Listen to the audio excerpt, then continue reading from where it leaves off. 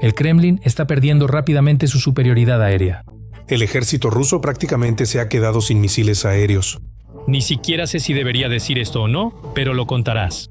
La Dirección Principal de Inteligencia del Ministerio de Defensa de Ucrania publicó información de que las empresas rusas involucradas en la producción de misiles Kh-59 y Kh-69 están experimentando serias dificultades debido a las sanciones impuestas a Rusia.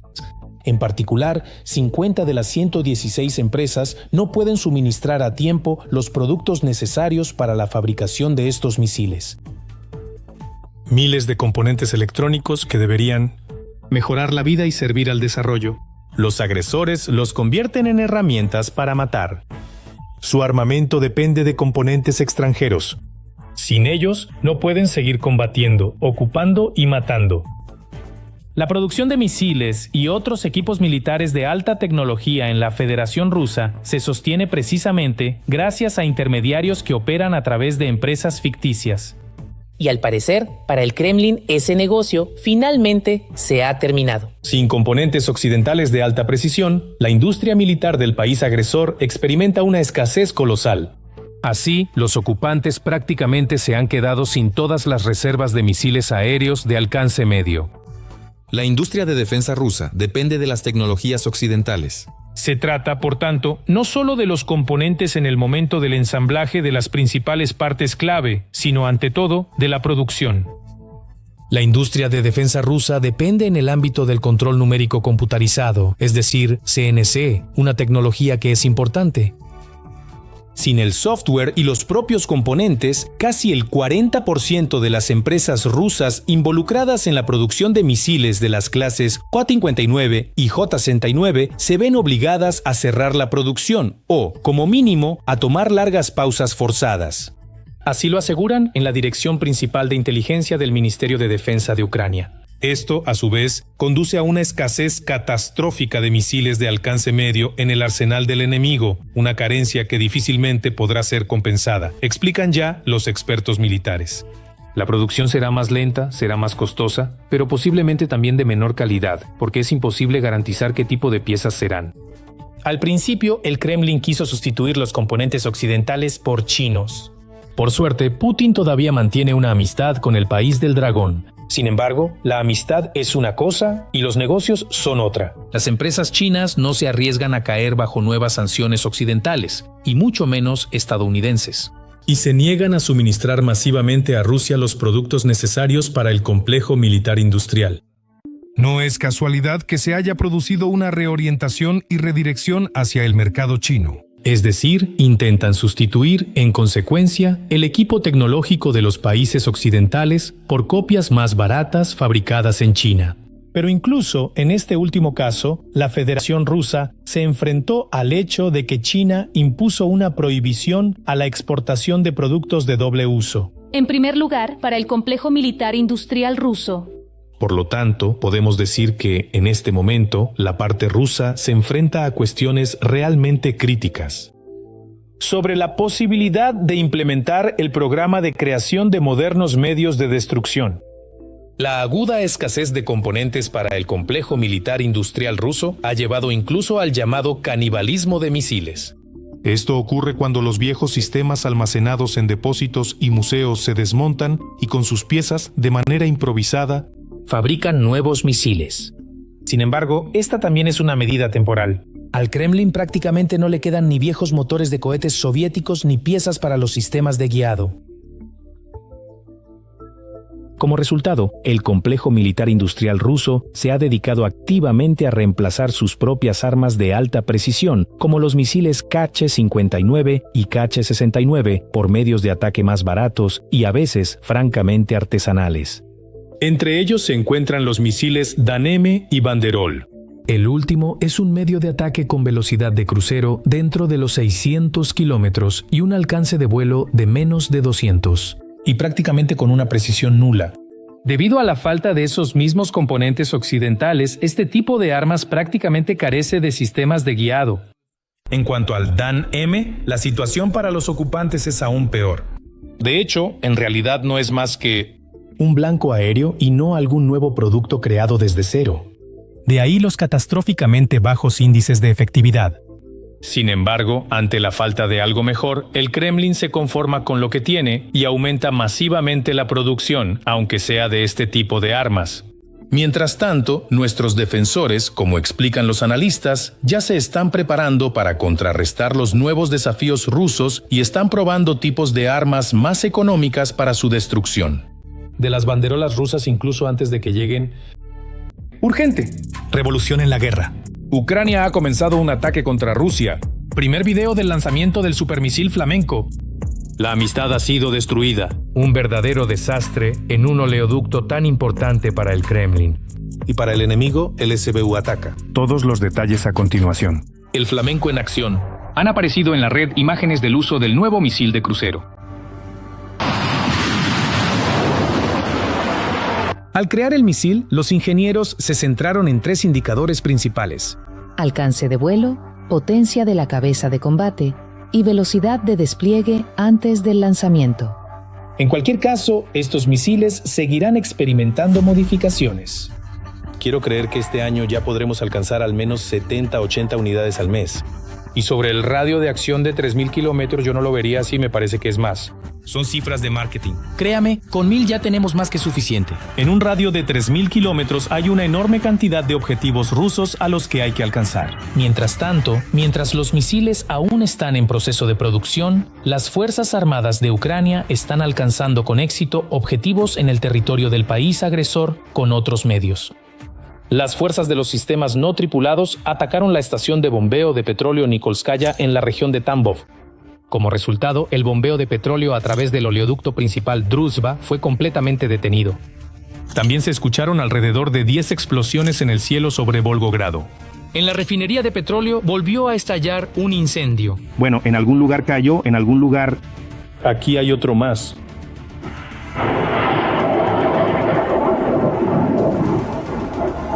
No sé si se pudo ver claramente.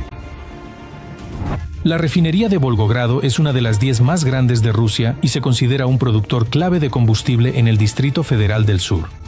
Pero gracias a los amables drones, el procesamiento de petróleo en la refinería de Volgogrado fue detenido con éxito, al menos hasta mediados de septiembre. También, debido a los ataques de drones, la refinería de Syzran en la región de Samara detuvo su producción.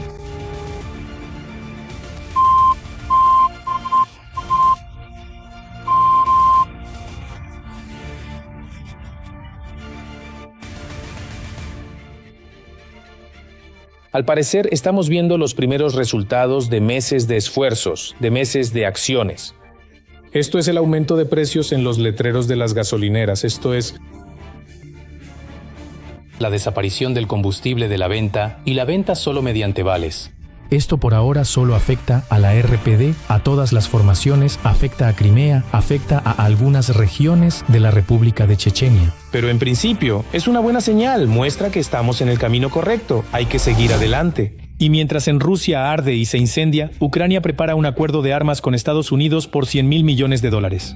Kiev podría adquirir armas estadounidenses financiadas por Europa para obtener garantías de seguridad de Estados Unidos después de un acuerdo de paz con Rusia. Además, Kiev y Washington podrían firmar un acuerdo de $50.000 millones para la producción de drones con empresas ucranianas. Todo era conceptual, muy atractivo. En primer lugar, estaba dirigido a la propia donante para Trump. Era necesario para él atraerlo y mantenerlo en la órbita de los intereses de Ucrania. Es decir, lo que la Federación Rusa no consiguió fue una división entre los aliados de Ucrania.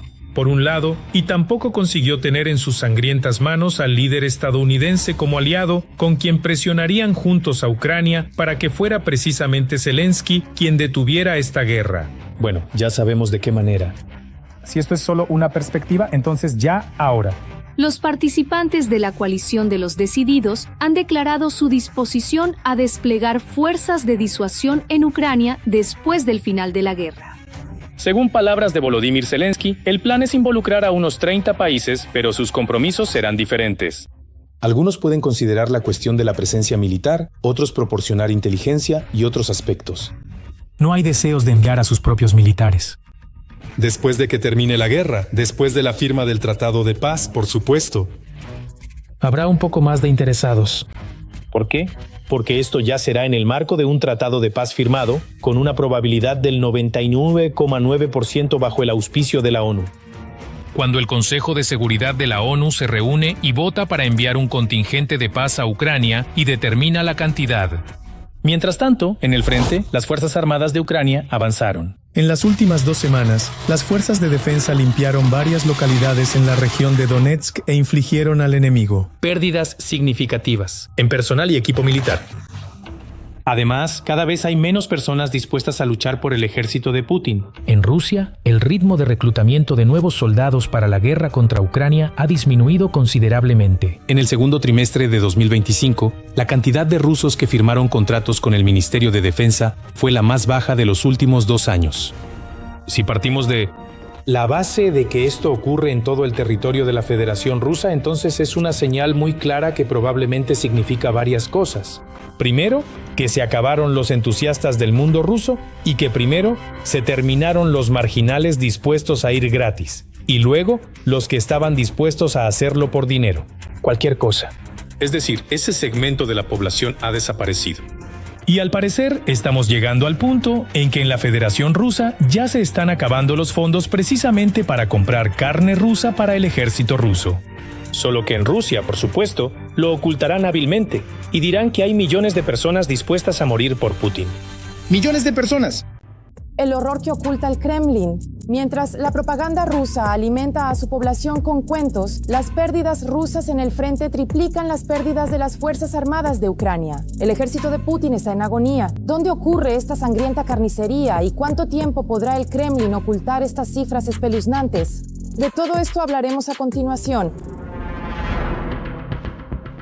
Rusia ha roto la línea de defensa de las Fuerzas Armadas de Ucrania. El mando tranquiliza diciendo que se trata solo de varios grupos de reconocimiento y sabotaje. Los analistas occidentales ya están calculando las consecuencias de la posible pérdida de toda la región de Donetsk. Mientras tanto, Ucrania lanzó una contraofensiva en la región de Sumy y recuperó 1/3 de los territorios ocupados. Todas las últimas noticias del frente, ahora mismo. Los rusos realizaron una ofensiva sorpresa en el frente antes de la reunión entre Putin y Trump. Así lo informa The Wall Street Journal. Los ocupantes encontraron una brecha en la defensa ucraniana y luego utilizaron sus enormes reservas de personal para abrirse paso. Se trata de un saliente en dirección a Dobropilia, en la región de Donetsk. Ahora, naturalmente, las tropas rusas intentarán aprovechar este momento, tratarán de consolidar su posición, enviar refuerzos adicionales, más fuerzas e incluso posiblemente equipo militar. Y ahora probablemente en los próximos días las Fuerzas Armadas de Ucrania tienen la oportunidad de contener de alguna manera este avance. Allí, por ejemplo, cortar a estas unidades que lograron abrirse paso, liberando el territorio en la base misma de esta brecha. O comenzar a atacar desde diferentes direcciones y ocupar, digamos, todas las aldeas, todos los asentamientos que hay en el camino, para que no tengan dónde refugiarse, y así sucesivamente. Al mismo tiempo, los analistas militares informan que la Federación Rusa no controla todo el territorio por el que lograron avanzar las fuerzas de asalto. Lo más probable es que, durante la irrupción, se desplazaran en vehículos ligeros, y por el momento no se puede hablar de que el enemigo haya logrado afianzarse y tomar el control de todo el saliente. Por ahora, allí se encuentran grupos de reconocimiento y sabotaje. Son tropas irregulares. Estos grupos son peligrosos porque son maniobrables, intentarán apoderarse de vehículos para poder infiltrarse más lejos, pero tampoco hay que olvidar que las tropas rusas utilizan constantemente esta táctica de pequeños grupos para acumularse en determinadas posiciones y avanzar más allá. El mando ucraniano ya ha reaccionado al avance ruso. Se informa que, como refuerzo, se han trasladado a esta dirección las unidades más capacitadas de la Guardia Nacional, pertenecientes al batallón Azov. Esto ya lo han sentido de sobra esos mismos pequeños grupos de asalto. Querían entrar en grupos, pero recibieron una fuerte respuesta. Hasta ahora no hemos podido salir de regreso. Además, al comentar la situación, el portavoz del grupo de tropas de Dnieper confirmó el éxito local de los rusos, pero señaló que se trata de una decena de combatientes que lograron atravesar la línea de demarcación y que quedaron inmovilizados en combates en el lugar al que consiguieron llegar. No se trata de que hayan tomado el control de ese territorio. Se trata de que allí se infiltró un pequeño grupo de rusos entre 5 y 10 personas. Y esto no es en absoluto como se ve en el mapa. No es que hayan tomado el control de todo el trayecto que recorrieron. Recorrieron ese trayecto e intentaron esconderse en un sótano. Al mismo tiempo, señalan los expertos la propia Pokrovsk, por cuyo cerco se inició todo esto y que se encuentra un poco al sur del lugar de la irrupción. A pesar de los constantes asaltos masivos, se mantiene con bastante firmeza. En general, si no fuera por esta irrupción en Dobropilia, yo diría que en las últimas 2 semanas la situación se ha estabilizado un poco. Es decir, las tropas rusas actuaban de forma activa hasta ese momento, pero en Rodinske realmente se toparon con una resistencia seria. Y ya llevan un par de semanas allí librando combates duros, pero no logran avanzar. Es decir, en principio, la defensa de este saliente semicircular en particular se mantiene con bastante firmeza, lo diré con cautela, desde el punto de vista de las Fuerzas Armadas de Ucrania. Sin duda, son combates duros. Como ya he dicho, allí hay muchas fuerzas rusas, atacan constantemente, pero sin embargo, no vemos ningún colapso ni crisis. La situación también es tensa al norte de Pokrovsk. Allí los rusos han vuelto a intensificar sus acciones en la dirección de Limán. Sin embargo, tras varios días de ataques intensificados, aparte de decenas de asaltantes muertos, Rusia no ha conseguido nada aquí. Ahora mismo estamos observando una intensificación del movimiento en la zona de los bosques de Serebriansky. De hecho, es un intento de avanzar hacia el sur en dirección a Slaviansk. ¿Lo conseguirá el enemigo? ¿Encontrarán nuestras fuerzas las reservas necesarias? Bueno, no lo sé. En principio, tenemos fuerzas considerables con las que podemos, efectivamente frenar el avance del enemigo de manera decisiva. Los canales de monitoreo también señalan la actividad de los rusos en Crimea. Allí, desde los distritos militares de Moscú y Leningrado, ahora se está trasladando equipo con la posibilidad de enviarlo posteriormente hacia la dirección de Zaporilla o hacia Pokrovsk. Sin embargo, en los últimos meses, para la Federación Rusa, el uso de vehículos blindados en los asaltos es un gran lujo, por lo que toda la operación podría resultar simplemente un farol. Parte del equipo está más o menos disponible, es decir, incluso se puede mover de un lado a otro solo para distraer la atención. No podemos descartar esa posibilidad. Por el momento, sí, las tropas rusas no han planteado tareas realmente muy difíciles para las Fuerzas Armadas de Ucrania, precisamente en el frente de Zaporilla, en la región de Zaporilla. Es decir, sí, ha habido ataques locales allí. Quizás intenten crear una tensión más seria, incluso para obligar a trasladar reservas, por ejemplo, desde la dirección de Pokrovsk, simplemente para que no haya suficientes fuerzas para todo. Pero en la dirección de Sumy son los rusos quienes no tienen suficientes fuerzas. Allí, según informó el presidente Volodymyr Zelensky, en la región de Sumy las Fuerzas Armadas de Ucrania lograron recuperar 1/3 de todas las localidades ocupadas, es decir, 6 de 18. En 2 ubicaciones, según Zelensky, las fuerzas de defensa incluso llegaron hasta la frontera con Rusia. Ni siquiera pueden mantener normalmente estos territorios. Ya no es el primer pueblo, algunos han sido limpiados, otros liberados. Sí, 2 localidades fueron liberadas y ahora continúan los combates por Alexeevka. Es decir, los militares ucranianos poco a poco, claro, dentro de sus posibilidades, porque está claro que no tienen una gran cantidad de reservas, pero aún así están reduciendo este enclave. No está aumentando, sino que al contrario se va reduciendo poco a poco. Todo esto se debe a que las tropas rusas, por ejemplo, durante la invasión de la región de Sumy, no utilizan equipo pesado y para ellos defenderse es mucho más difícil. Las fuerzas de defensa también mantienen sus posiciones en la región de Zaporilla y avanzaron 1 kilómetro en profundidad en las posiciones enemigas en Lugansk. Urgente, el vergonzoso fracaso de Putin. En 1010 días de guerra, el ejército de ocupación capturó menos del 1% del territorio ucraniano. Esto hace añicos completamente las afirmaciones del Kremlin sobre un gran éxito. Este es un fiasco histórico. ¿Por qué está paralizado el ejército de Putin y qué significa esto para el futuro de Rusia? Mirar. Armada. 1273 día de la Gran Guerra Ruso-Ucraniana. Casi 3 años y medio de combates diarios, bombardeos de artillería, ataques de drones, miles de muertos. Pero el resultado, si miramos el mapa de las hostilidades, habla por sí solo. Moscú, que gritaba que tomaría Kiev en 72 horas, En 1010 días de sangrientos combates ha capturado menos del 1% del territorio ucraniano. A estas conclusiones llegaron los analistas de Deep State. Desde el 12 de noviembre de 2022 estaban ocupados en esa fecha 108.651 kilómetros cuadrados. Hasta el día de hoy son 114.493 kilómetros cuadrados. El enemigo ha ocupado 5.842 kilómetros cuadrados del territorio ucraniano. Esto constituye 0,96 centésimas de toda la superficie del Estado ucraniano dentro de sus fronteras internacionalmente reconocidas. Estado profundo. Los rusos tuvieron, es cierto, serios éxitos operativos, pero esto ocurrió en las primeras semanas de la invasión, cuando Ucrania no estaba físicamente preparada para enfrentarse al otrora segundo ejército del mundo, que simultáneamente estaba abriendo camino en todas direcciones. En aquellos días, el enemigo logró capturar Jersón, Mariupol y en parte las regiones de Kiev, Chernigov y Sumy. Todos entendieron que era necesario atrincherarse de inmediato. Al menos la Federación Rusa, después de perder la región de Yarkov, comprendió claramente que no se puede mantener la victoria sobre ruedas. Bueno, desde su perspectiva. Si quieres consolidar una posición, tienes que atrincherarte.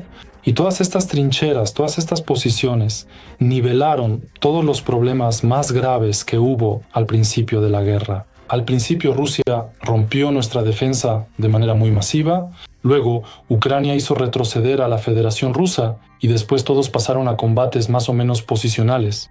Trincheras, zanjas, bosques, plantaciones. Y así es como se llevan a cabo las acciones de combate. Pero las posteriores contraofensivas de las Fuerzas Armadas de Ucrania hicieron retroceder a los ocupantes decenas de kilómetros, cambiando el curso de la guerra. Desde el 12 de noviembre de 2022, el frente se estabilizó.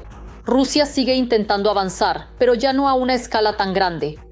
El enemigo asalta las posiciones de las Fuerzas Armadas de Ucrania, esperando arrebatar al menos un poco de tierra ucraniana. Bakhmut, Avdiivka, Kupiansk, Chasiv Yar, Robotyne. Miles de intentos de asalto a las trincheras, pero el avance es mínimo, a veces de 300, a veces de 500 metros. Cientos de miles de militares rusos fueron sacrificados, pero la situación estratégica casi no ha cambiado. Ahora el enemigo lleva a cabo acciones ofensivas principalmente de carácter local, presión, desgaste, destrucción de infantería y equipo. Sin embargo, el dictador ruso no logra tomar territorios significativos. A pesar de esas pérdidas, y sus pérdidas siguen aumentando, la captura de cada kilómetro y de cada posición le cuesta cada vez más muertos y heridos. Así lo demuestra la estadística. En primer lugar, su ritmo de avance se ha ralentizado mucho. En segundo lugar, el nivel de pérdidas es muy alto. Pero aún así, intentan con tanta obstinación alcanzar los objetivos que se han propuesto. No les faltan recursos, les faltan fuerzas, les faltan oportunidades. Todos esos aspectos de los que tanto se jactaban antes de la guerra resultaron ser una farsa. ¿Por qué ha comenzado la caída de generales en la Federación Rusa? Es la venganza directa del dictador Putin contra todos los generales militares que durante años le aseguraron que nuestras armas no tienen análogos, que todo está preparado, que todo está perfecto.